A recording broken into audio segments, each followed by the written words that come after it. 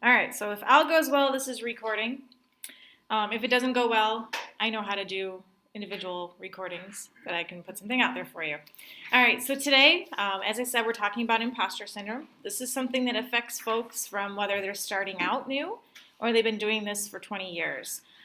It's most likely not just developers that feel this, but I think we are probably the most vocal group about it. So it's pretty well known. So what is imposter syndrome? I love this. It's fancy words, big technical words. It's a psychological pattern in which individuals doubt their accomplishments and have a persistent internalized fear of being exposed as fraud. I love that it says that it's a psychological pattern because it makes it feel official for us. Like we all go through it. Somebody has given it a fancy word to say, yes, this really does happen. It's not just you. Imposter syndrome is often accompanied by stress, anxiety, depression. We put you through a lot of stress and anxiety through this program because you're learning so much in such a fast pace. So it's super natural that it starts to affect you early on because you're trying to take in so much, which is why I moved it up to the front because I wanted it close to the beginning of the program so that you didn't have to go through all these feelings and not understand them. So there's different types of imposter syndrome, and I've recently expanded on this for the last cohort, and I love these slides now because we kind of did TED Talks and things like that and showed videos of people talking about it. We never got down to the root of it. So there's 5 different types: the perfectionist, the superwoman or superman, the natural genius, the soloist, and the expert. And I'm going to apologize, you have to listen to me talk a lot this time. But I'm going to go through each one of them, and I want you to put yourself in those shoes and see if any of them fit you. As Mark and I learned that there's a couple of them that fit us. So, the perfectionist set excessively high goals for themselves. When you fail to reach them, you have major self-doubt and worry about measuring up. So, have you ever been accused of being a micromanager? Do you have difficulty delegating? Do you feel disappointed and frustrated in the results when you do? Do you have insanely high marks on something to do something? Or do you accuse yourself of not being cut out? Do you have to be perfect 100% of the time? It's let those set in, because I'm sure there's folks in here that have had that. I know previous cohorts, we've had a lot of those. So the superwoman, superman, they're convinced they're phonies amongst their colleagues, and they often push themselves to work harder and harder to measure up. So this is where, do you stay later than the rest of your team to complete work? Do you get stressed and you can't do downtime because that's actually stressful and wasteful for you?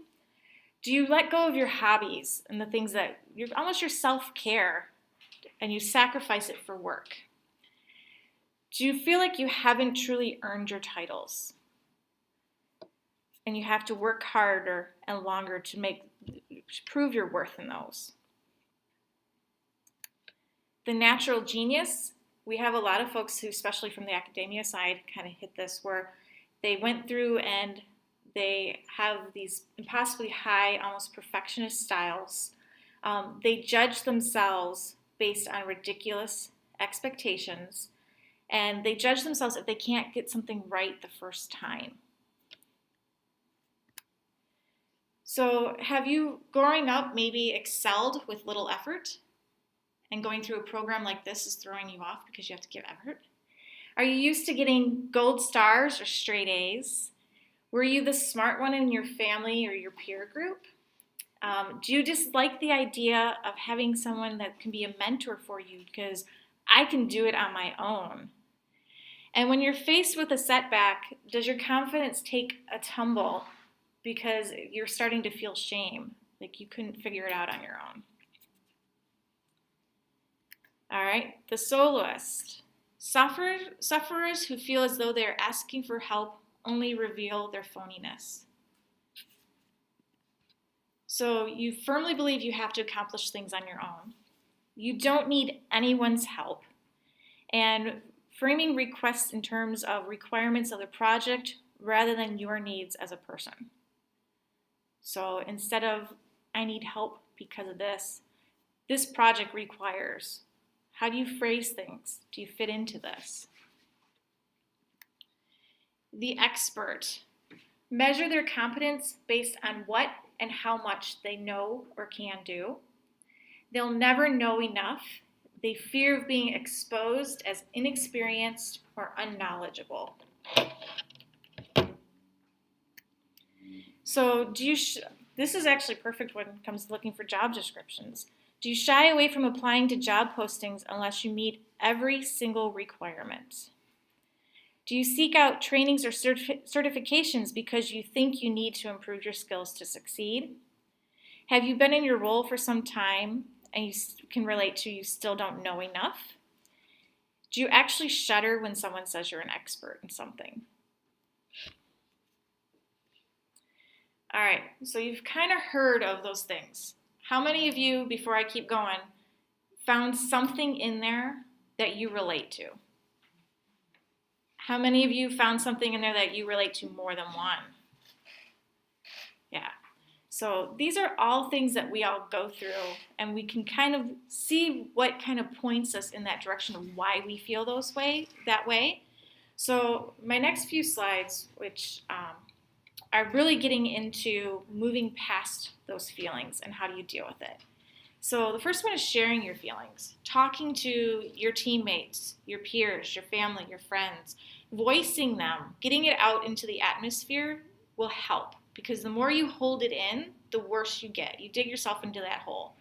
That's why we say, like, talk to each other, talk to us. We have that student support system through Baycare. If you don't want to talk to us, but you need to talk to somebody just to voice your frustrations or your confidence issues, that's a great place to do it. They're there to listen, same as we are. Focus on others. So bringing others into your group. So especially if they're not someone in there, bringing them in, hearing their side of things, getting their input. Sometimes it's easy to put yourself down as like you don't know anything if you have the same group of people all the time. But actually bringing someone new in and focusing and getting their kind of working with them helps you see what you do know, helps you get past that, because you're talking through things differently than how you might with people that you're used to working with.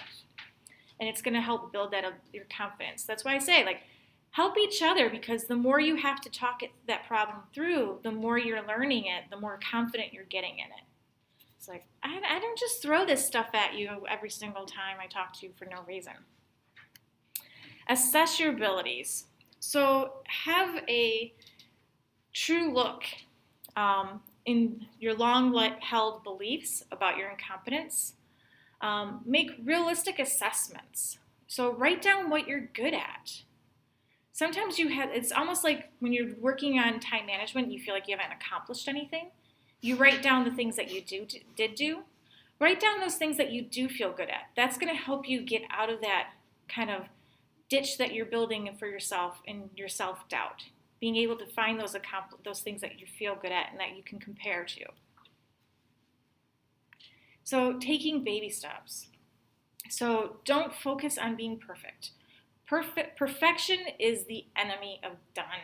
Like, you can't get anything done if you're always worried about being perfect. You can always find something being wrong with it. So finding ways to reasonably break things down and reward yourself for those little actions that you can take. We kind of talked about that this morning after we gave our favorite animals. We talked about like our confidence issues. And a few of you said, like, yeah, I had to take that breath and I had to break things down. That's good. That's the great way to approach it. Question your thoughts. So if you're starting to feel like you're a fraud, ask yourself why. Because sometimes you have to get down into your own reasoning of, why do I actually feel like that? Is it just because I don't compare to Mark when it comes to doing code? Or is it because I truly don't understand something? Are you comparing yourself to others, or are you actually looking at your knowledge? Back to this, comparing. Stop comparing. The worst thing you can do is compare yourself to others, because what they may exceed at, you may be a struggle. It could be vice versa for something else. You never know. So take a look at what you understand right now, and even look back at things that you haven't understood in the past that you do. Comparing yourself to yourself is better than comparing yourself to others. Because if you think about what you learned in the past couple weeks, we're at the end of week 3 now, which, I got to send you all a survey. So we're at the end of week 3 now. Think about what you didn't know when you walked in here. That's a better way of comparing yourself than to go and compare yourself to Dawn versus Hector. Because you both have your different strengths, and you have different ways of learning things and different speeds. Doing that comparison where you knock yourself down because you don't think you learned something the way someone else did doesn't help you. Social media. So I always thought, like, how's imposter syndrome affect, like, how does that come into my social media? When you think about social media, what do we see? We see the happy ending. We see the happy path. They got it. They did it. This is an amazing moment. Most of us aren't posting the times when we're putting our head on our desk and crying over something, or like it's the worst day of our life. So limiting that can also help, because you're not seeing those amazing coders that wrote this big project and they're, you don't get to see like all the times when they failed. You just see that aha moment. Like, we all ring the bell and it feels great, but we kind of see each other with that struggle.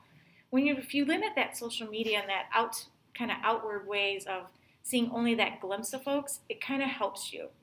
I know I'm terrible with it because I'm on it constantly, but I have to remember, like, that person got a new car, but like, they have to pay that bill. Like, I have to like keep my mind in there, because it's very easy to focus on someone else's positive moments. Stop fighting your feelings. So don't let yourself start feeling like you don't belong. Especially going through a program like this, at some point, every cohort, folks start feeling like, I'm not supposed to be here. Like, this, I'm not getting it the way everyone else is getting. Don't do that. You belong here. You belong out there when you finish this program, because you work hard and you put in the effort and you deserve it. Remember that. So keeping that and accepting it, that those feelings that you have, that's not your true worth. Refuse to let it hold you back. So don't let it stop you from working on your stuff. Get that help. Take those baby steps, whatever you need. Don't let your own self-doubt hold you back, because it's very easy to do. And like, I've talked to Mark and Gavin and Jason, and they're like, especially Gavin, he'll be like, I am not the style person. Do not ask me to do CSS.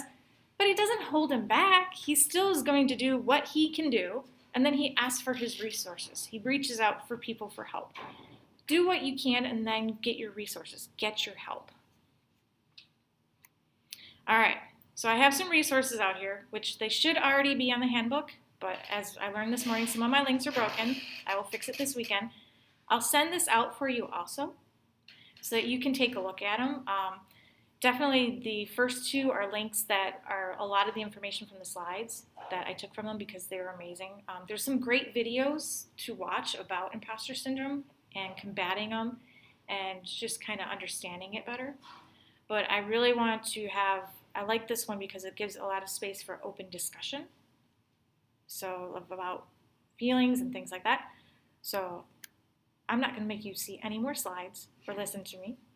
So how do y'all feel about imposter syndrome? Do you have questions? So the room goes quiet. Well, I'm going to tell you, let's just keep it real. I am completely disappointed in my performance since I've gotten here. And I know that I came here because, and we talked about this before, because I'm used to having a level of expertise in my field. Because things are changing so fast, anyone who's been doing it 20 years, especially they went into management, their skills are, and it's, so me coming here is uncomfortable because I'm relearning, starting again, not really starting again, but I'm taking on a whole new chapter. But my background, military background, it's hard to put it in words, but a lot of times we would accomplish things through stress. So they would give us a task, we would mentally stress ourselves out and then do it. Well, that's how my brain works. Well, the problem with that is that if I take in too many things, that accumulates the stress, and then I start to pull back. I start to not perform as well because it's like you're going against this headwind while you're trying to work at the same time. And so I agree with everything you said there, but I think some of it was like, I could see myself as the natural genius, even though, even just saying that out loud, I feel stupid. But a lot of things I've done in my life have been, I haven't really had a lot of issues. And so to get out of your comfort zone and start something completely new, it's rough. Yeah. Well, and I like the fact that you're very open about that. Like you've been very open about like you're feeling like having to learn things and losing those skills and coming back to it. That's all something like being in tech, because things change so much. You can get that feeling a lot. You get into a company and they're only doing this and this and this, and it's vanilla JavaScript the entire time, and then you have to switch to another company that does React. You can go through those same feelings, and like that's having to learn. And even folks that when they get stressed and learning and things like that, and they're like, oh, I've got these 5 things, and they try to learn all 5 of them at once rather than doing that focus. That's another way of kind of folks kind of try to force that, and the imposter syndrome can get even more because you're not learning all 5 now. And like, for me, I always have this view is you have to get used to feeling uncomfortable, or you have to accept change. And so me talking about it, I feel anxiety right now just talking about it. I feel a lot of anxiety, but I'm forcing myself to do it because that forces me to make the change. Mm-hmm. So I'm accepting the change, I'm embracing the change, and I know it's going to be stressful, but I know once I'm on the other end, I'll be extremely happy. And everything I've done in my life has had me go through something where it was stressful. There was times I doubted myself. Some of these things lasted for a year, some of these things lasted for a couple of months, but every single time I've come on the other end, and I'm glad I pushed myself through it. So that's kind of what I'm going through right now, is that process of pushing myself through this and making sure that, while at the same time knowing what I need to do, taking care of myself emotionally, trying not to get too down on myself. But I'll be honest, I am extremely disappointed in myself right now. But I'm trying to manage that. Yep. Just lower your bar, man. Just lower the bar. That's I told Alan, I'm like, man, you guys have your bar like way up here, and that's great. Just lower the bar, man. Okay. If you're turning you know, just lower the bar. No, I understand what you're saying. And just Saying put it, more bars and just keep right. jumping over them, you know, until it's there. I'm one of those sites where I go, I'll try to lower the bar, but my default response is the opposite of that. And so I have to manage it. And so, I mean, saying lower the bar, if I could just lower the bar, I would lower the bar. Well, You know? well, 2 things. Well, A, would you have, or would you have gone, nah, I'm going to lift that bar for you just because I can clear this bar. Right. And the second thing is like, if you are allowed to not know everything your second rodeo, 2 rodeos is not a lot of time to learn all the rodeo things. What are we on, day 14? Right. That we've ever looked at any of this? Yeah, Day that's what I was 14 saying. is not many days. You are allowed to not know everything rodeo is. You just make more bars. So if you lower the one here, you lower it, and then the next day it's a little bit higher. You know? Because I feel like you and I do the same thing where we lift the bar It's and just we like go. you go one day and it's gonna go to the ceiling. You know, this first day I'm gonna. It's like, I feel like you and I both look at the bar and go, parkour. We can parkour our way over this Right. bar. The thing is that I understand what you're saying. I don't disagree, but we're talking about a character, something I've done all my life. I'm not saying I can't change. I can change it, but it's just that I honestly don't know how to go. It's not that big a deal, just like that. and do it at the same time. Saying it's a lot easier than doing it. And doing I it can't do it. I It's can't. like you just gotta think. You gotta think about it every day, and you condition your mind. Let me. Okay. How I approach it differently. I have a feeling we're just gonna have to agree to disagree on this one. Yeah. But it's important. Like even if you can't lower your bar, to understanding that is the first step, because sometimes that's the hardest part, is to understand that you have that going on in your head and that you know it, so that you can try to be like figure out the baby steps to getting to that bar I agree with him. I just wanted to explain that the one thing I had to learn in the military is that I come first, not my job. So that's one thing I didn't know. So I guess in a way I am doing that when I realize that it's affecting me negatively, and then I have to say, Well, I think this whole process this whole conversation we've been having has been lowering your bar this entire time. you're a genius. So, just saying, You lowered my bar. What do you mean? That's what you're doing already. You try to fight me, but it's like you're doing it already. So I'm like, okay, tell me more. All right. So that's what it is. It's uncomfortable. Yeah. And then that's how you know you're growing. Though, is when you're Exactly. I mean, do you ever think about like how much better a coder you are now than 3 weeks ago? Yes, I do. I do. Exponentially, right? I do. And that is, we're because there's one thing that's rational. There's a rational thought. Then there's the emotion that goes with it. Mhm. And so I'm talking about two different things. I know what I need to do rationally, but I'm telling you how I feel emotionally about it. And so what I do is try to just manage it. The emotion part is what I'm having a problem with, to be honest. I don't know what I need to do rationally. Mm-hmm. But emotionally, I try to manage it. Right.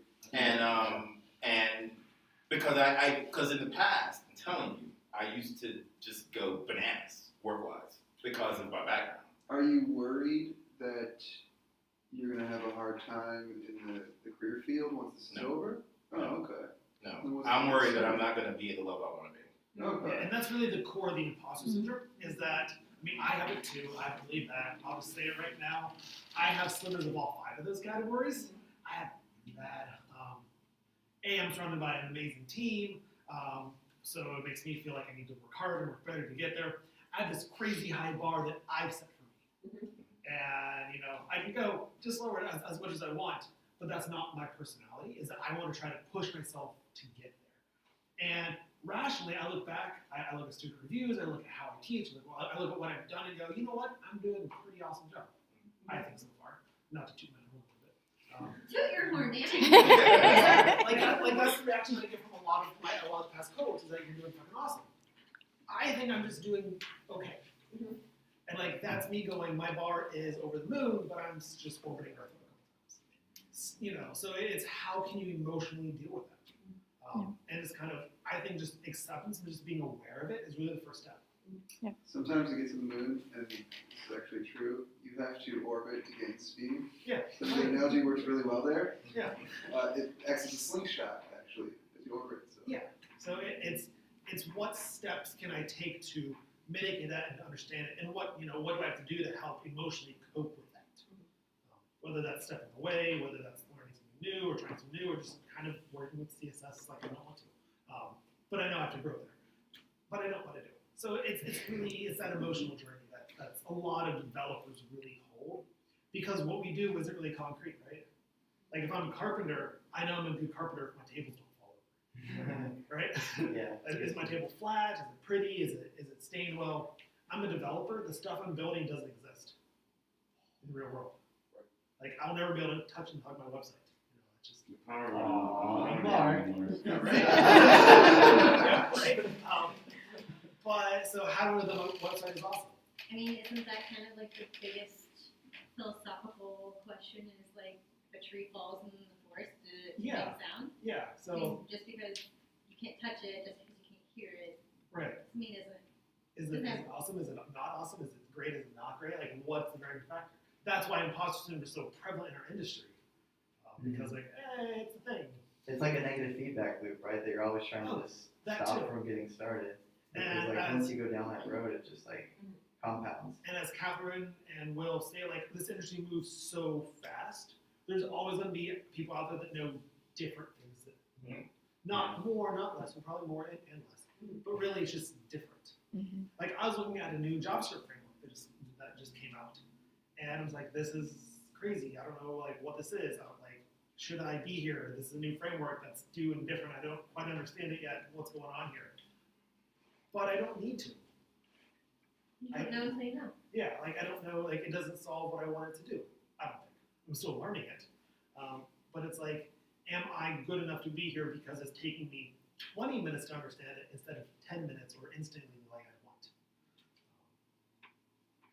For me, it's like I come from the senior level where I was the main guy, and I left that behind. You know what I mean? And I turned out all these jobs that pay very well.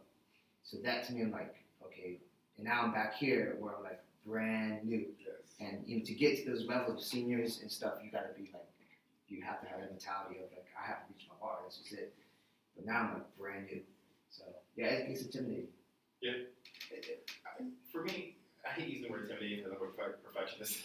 But Because it admits the vulnerability. yes, and I'm just exposing all my character flaws. For me, you know, I don't know if you guys heard me talking about it. When I first got in the military, I was the worst civilian manager on the planet. Because I treated everything like people will die if we do not do this. If this software is not installed, people will die. I mean, that's kind of, even though I didn't say it, that's how I was acting. And one of my employees, I said something to her one day about something she didn't do, and she had been working on something. And she just spun on me and said, "You have a pole stuck so far up your ass, you're burping out splinters." And she thought that I was gonna get mad. But when she woke me up, I woke up and I just started laughing at what she said. It was hilarious. And I'm like, you're right. You're right. And so I did a 2-year journey of not doing management at all and just getting acclimated to being a civilian because I was military minded. And so that was the one change that I've made. And it was all due to what I was talking about earlier, that I would let stress get me to the point where I was just furious because my job was more important than me. And once I changed it where I'm more important than my job, that has relieved some of the stress. It helps me manage it better, but I still, like right now, I still feel stressed. So it's like, I don't think stress is bad. You should have some stress, a little. Unmanaged stress is the issue. And when you're a perfectionist, you're creating stress that just... Excess stress. I had a job where I was treated like everything we were doing was absolutely vital, and it wasn't. And I was managed like I should manage my team, like we were selling livers. We weren't. And so my standard line to them when they were stressed out was, "We're not selling livers. Like, we will get done what we can get done, and that is what we will do. And we're not going to stand behind the counter and cry today. We're sure as hell not standing behind the counter and crying because of that guy."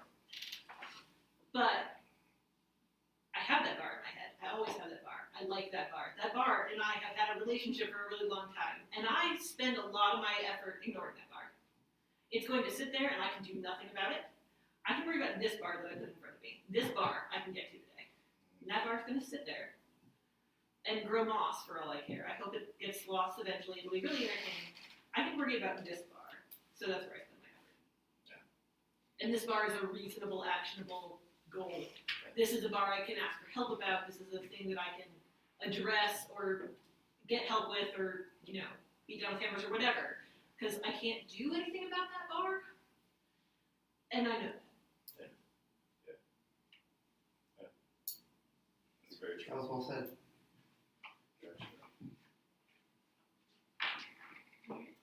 So, like I said, this morning we talked about our confidence level, and there's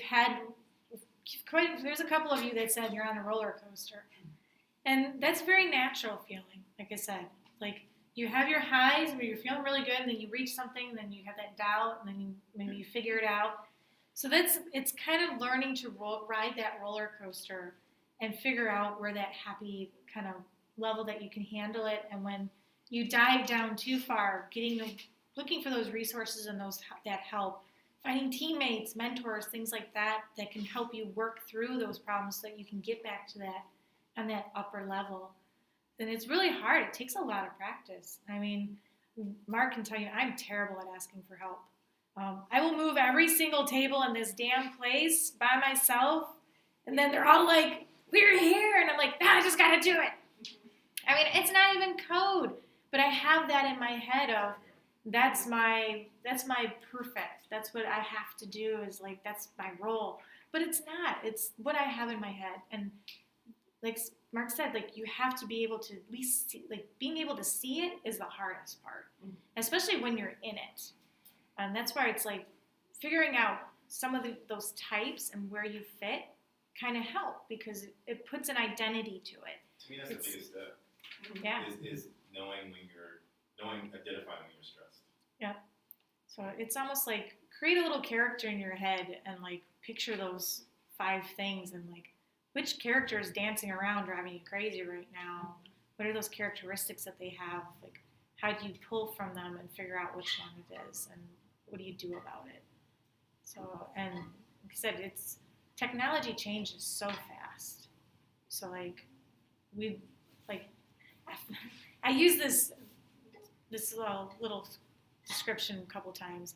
I'm like the iPhone 2 and you're all the iPhone 10s at this moment because what I learned 4 years ago is so different than what you're learning right now. Like, you're all doing ES6. Like, we didn't have fat arrows. And like, I went through the part-time React class and they're like, oh yeah, fat arrow this and blah, blah, blah. And I'm like, what is that? And like, wait, hold on. And it's like, even then, like, and that was like, we were learning the most up to date at that point. Did you get to use VAR? Yes, we used VAR. I'm so jealous. He loves bar. Phil goes to sleep dreaming about bar. We used VAR, but I also had to learn backbone and what was it, underscore, which are 2 things that if you hear a company say today, people are like, run, because nobody uses anymore. It's like, so like the things that were like cool and yeah, we're using this right now, like we finally learned React like the last 2 weeks. And then I had to do my capstone project in it. So like, that was like the new hip, like nobody knew what this thing was. Like you went into a company saying, oh yeah, I learned React. And they're like, oh, you know everything. You're like, oh no. Like, uh-oh. Like they didn't have seniors in React yet. So like things change so fast. And it's like you have to be able to be like, I'm not perfect. I don't know it all. But y'all are learning in a way that helps you learn that stuff way better than anyone else that went through other programs did. So like you're getting those tools, you're learning like, okay, I don't know it, but I know how to find my resources. I know how to ask those questions. So that's a step above than what some other folks, especially like, I don't want to beat down those poor CS folks out there getting CS degrees, but like if they don't get hands-on type of stuff, they don't get to do that. If they're not pushing themselves in that direction or finding some other program, they just learn the theory behind it and all the book stuff. Like they're at a disadvantage compared to you, where other folks are like, oh, we got this we've got this degree that makes it more important. You have other skills. So like they have possibly, you're gonna get that imposter syndrome because you got hands-on skills where you're like, I got imposter syndrome because I didn't go to that school. It balances out. Everyone has it. Like no, like we're all on this level plane. And it's just little dips here and there of where people have different levels of understanding on stuff.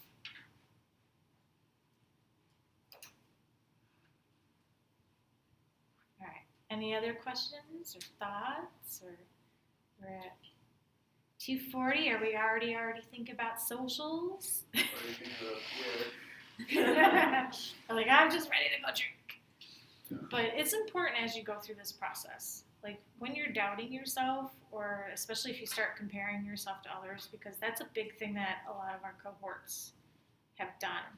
Like people will pick one person and compare themselves, and don't do that because you all have your own path. You all have your own speed, and nobody speeds better than someone else's. So you're saying all the shirts that I bought, it's like a man's, how do you get rid of them? Not wearing to school, like you're saying. what shirt? You did me all. What does the shirt say? I wear shirts like a man. I can wear shirts like a man at the school. For sure, maybe. I guess what? Yeah, that could be kind of weird. Especially with a long wig. I've got a blonde wig I can loan you. I don't know. We'll talk about it later. Yeah, I don't know if I want to involve in that conversation. Yeah. Poor Joe, I think, has had his hand up down Oh, here. yeah. I think. I was like, it's like the lazy hand. Where it's like, we'll get to me eventually. He'll either get called on or he's gonna tip over. I guess my question is like, does the pace ever slow down? Like, because we're learning like a lot right now, but like years down the road, like there's always going to be, like Mark was saying, like a new thing in like JavaScript that you have to do a bunch of research and read about and tinker with and stuff. So I guess I'm just wondering, like, is this the pace that we can expect like forever with our coding career, or like, Depends on you. yeah, I've seen some folks that they find what they like and they stick with that and they learn, just focus on that. Mhm. And I've seen folks that because they just like to learn, that they keep that pace. yeah, So it depends on where you go to work too, because Right. when you get a job and you start focusing on what they're doing and you have to get really good at that, Mhm. it's hard to find that time to do that extra time. So Yeah. it is like you can take. I've seen folks that go through like they get that happy spot and like, okay, I'm just learning this. I'm going to do really good at this, and then they decide they want to change it up, and then they put themselves through the pressure again of Yeah. pushing themselves. Yeah. So. I kind of want to chain off that question. What's the consensus on becoming an expert in like 3 things? Like you are just the JavaScript, CSS, HTML expert, go-to guy, to like having a wide variety tool belt and like your full stack. Hey, you're pretty good at this, pretty good at that. So it's so it comes down to the team you're growing on, you want to be a part of, and the company and what you yourself like to do. Okay. Me personally, I like to be a jack of all trades kind of guy. Yeah. I do that with the knowledge that I'm never going to know as much CSS as someone. I'm never going to know as much Ruby as someone. I'm not never going to know as much .NET as someone. I'm never going to know as much as the experts. Right. But I can kind of do everything, and I can make a complete full stack web app. Right. Awesome. It will look good enough. It will be designed well enough. The database will be good enough. The API will be good enough. Everything will be good enough. That being said, I like working for small companies where I have to wear those many hats. Right. Developers at the bigger companies like Airbnb, Google, Microsoft, stuff like that, they can afford to have people who specialize and become experts. They're solving different problems. The problems I like to solve have good enough solutions, but they're trying to take those good enough solutions, those experts, and taking them and leveling up and making them perfect solutions. So it comes down to like where you want to be. And what company you want to work for, and like where you see yourself in 5 years. I know this is very cliche. Right. Well, where do you think the job market, where the demand is? Do you think they're People, I think, personal opinion time, I think the job market is really migrating towards soft skills rather than the hard skills, to be completely honest. It's the learning, it's the teamwork, it's the, we had a company, restaurant, it's not restaurant. Webstaurant, yeah. We had a gentleman from there who came in, and he summed it up quite well. It turns out it was Steve Jobs' quote. The best workers are hungry, humble, and smart. They're hungry to do better. They're hungry to improve themselves and the team. They're humble. They're not arrogant assholes. And they're smart. Not necessarily tech smart, but people smart. They have a little bit of common sense. Their heads on straight. So like I think that's where the industry is going. Because you can learn any JavaScript framework in a week and a half. Let's be honest. And that's what we're teaching you here. Is we're teaching you how to learn, how to manage stress, how to be a developer, how to do requirements, all those like softer skills. Yeah, we're doing it through the lens of JavaScript and on Monday through the lens of React. But really, we're teaching you how to be developers. And I think that's where the industry is going. That being said, the technical knowledge is still going to be important. Yeah. But learning Vue.js versus React.js is not going to be a pressure. Well, Right. And really, if you become an expert in React.js, in 5 years, React's probably going to go the way of Backbone and Ember.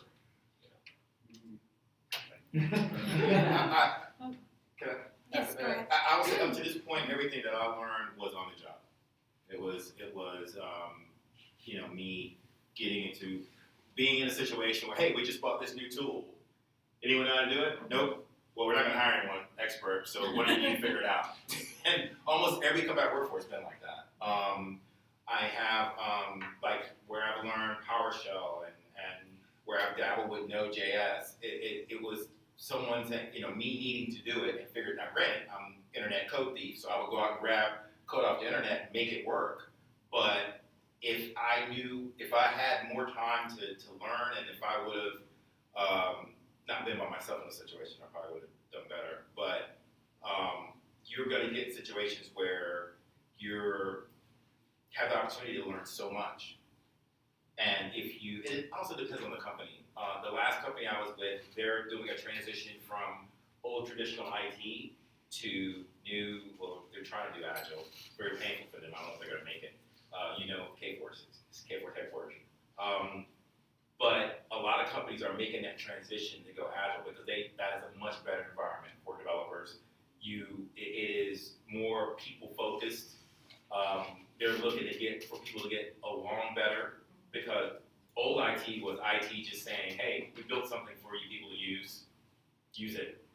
And that's changing. Now the business is actually sitting with you and working with you to come up with something. And that's changed a lot of the IT world. So even though I'm babbling, probably didn't really answer your question. I see the industry going to more where you're a jack of all trades and you're able to learn and adapt to whatever projects you get versus walking in and saying, I don't know that, and walking out. They're looking for someone to walk in and go, well, I don't know how to do that yet, but I'll figure it out. And yet it's very valuable there, I think. Yeah. Like all the levels. Like, I don't know this yet, but I'm gonna. And I don't know all of this, but I know this thing. Right. And I can get that direction. I can Right. do it. And in some places, they're expecting you to just get it done. Right. And however you get there, they don't care. So what I would say is when I got my psychology degree, they said there's a whole thing on experts. And they said that it takes like at least 10 years. And so like Mark is an expert full stack developer, so like he might not be an expert in JavaScript, but he's been going for like 10 years at least. I can tell, like you can tell. He does everything, right? So just keep programming for 10 years. And if you're still typing in 10 years, you'll be an expert. And it won't matter what it's in, because wherever your path leads you, if you do it for 10 years, you'll be an expert, straight up. I mean, unless you stop practicing and then you just stop doing it. That's basically the only thing that's going to stop you. Yeah. And it's like a lot of companies will say that they're looking kind of for a T model, which we hear, where you kind of get that broad understanding of a lot of things, but you find that one piece that you want to get really good at. I like that model in the fact that you find the piece that you enjoy the most, and that can be your focus, but you keep your attention where you keep the knowledge up on those other things that you can be useful to a team, no matter what they need. But you find that piece that really brings you passion and it's fun for you, because that's the one that you're going to stick with. Right. So, And if you get lucky, you get with a good company, and you'll be able to touch a lot of things, and it'll be fun. There's a lot of companies. yeah. And there's lots of open source projects out there, so even if your company doesn't do what you want to do, you can find ways to contribute and to get that excitement. So, but yeah, was it Hacktober? So October, there's a whole bunch of open source. It's kind of like you get a t-shirt if you can contribute to like so many different open source projects, and it's a great way for developers that want to like push themselves to be able to go out and do that and learn and put code out there. And so it's like you can find ways to, like, if you get stuck in one place that doesn't let you do exactly what you want to do, and you still keep growing. So, yeah. And then you find another company that lets you do that. Yeah. All right. Well, it's 2:50. I say we get ready for socials and have a little fun. And I did mention that there's going to be a survey. So we do these periodically, which was one of my announcements I forgot this morning. So we do it so that we can find out how you're all feeling.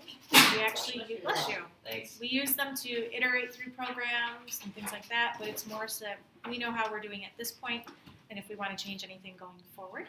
So I'm going to send that out. I send a whole long little blurb about how important it is, and please do it. I'm just going to say if you don't fill it out, I'm going to send a crying gif and I'm going to pout. But it's really... Is that a challenge? If you like crying gifts, maybe not. But it is really important, like, if you can take the time for us to fill it out, just to let us know how we're doing, because we do take what you feel and we really put it to heart, and kind of, that's how we improve, and we like to improve. So, all right, I'm done talking. It's a good lecture. That was great. Very helpful. Thank you. I'm an expert, by the way. If everybody wants to know. Nobody asked Hector. No, I'm an expert there. Oh, and imposter syndrome? Yeah, imposter syndrome. Oh.